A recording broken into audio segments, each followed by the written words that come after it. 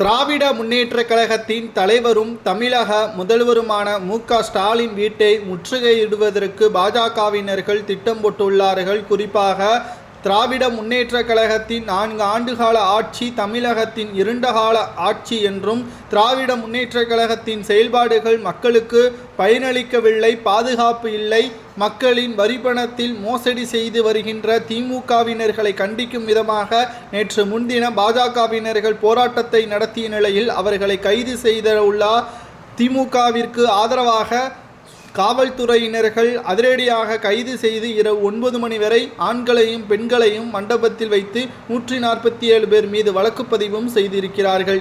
இந்த நிலையில்தான் நேற்று அண்ணாமலை அவர்கள் நிச்சயம் திமுகவின் தலைவரும் தமிழக முதல்வருமான ஸ்டாலின் வீட்டை முற்றுகையிடுவோம், இதற்கு மிக முக்கியமான காரணம் 1000 கோடி வரை ஊழல் செய்த டாஸ்மாக் வழக்கை பற்றி வாய் திறக்காத திமுகவினர்களுக்கு எதிராகத்தான் இந்த முற்றுகை என்றும், இது பாஜகவிற்கு சாதகமான போராட்டம் கிடையாது, ஒட்டுமொத்த தமிழக மக்களுக்கு ஆதரவாகத்தான் இந்த போராட்டம், இதில் எந்த ஒரு சுயநலமும் கிடையாது, பொதுநலம்தான் என்றும் பாஜக மாநில தலைவர் அண்ணாமலை அவர்கள் தெரிவித்திருக்கிறார். அதாவது ஜாமீனில் வெளிவந்த செந்தில் பாலாஜியை எதற்காக அமைச்சராக தேர்வு செய்ய வேண்டும்?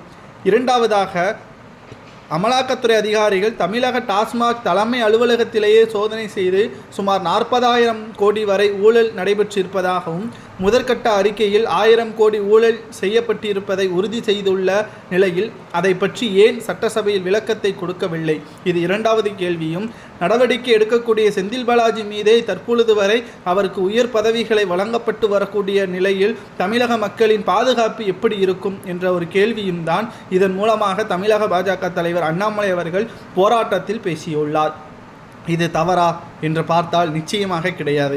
திமுகவினர்கள் மத்திய பாஜகவை எதிர்த்து தமிழகத்தில் அறிவிப்பு இல்லாமல் போராட்டத்தை நடத்தினால் கைது நடவடிக்கை மேற்கொள்ளவில்லை.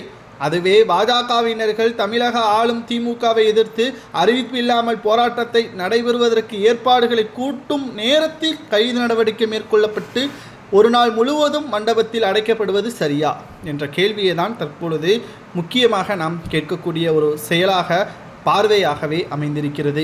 திமுக ஸ்டாலின் வீட்டில் முற்றுகையிடுவது, திமுகவிற்கு எதிராக செயல்படுவது பாஜகவின் நோக்கமாக இருந்தாலும் அது மக்களின் பயன்பாட்டிற்கு பாதுகாப்பாக இருக்கிறதா என்று பார்த்தால் ஆம் என்றே கூறலாம்.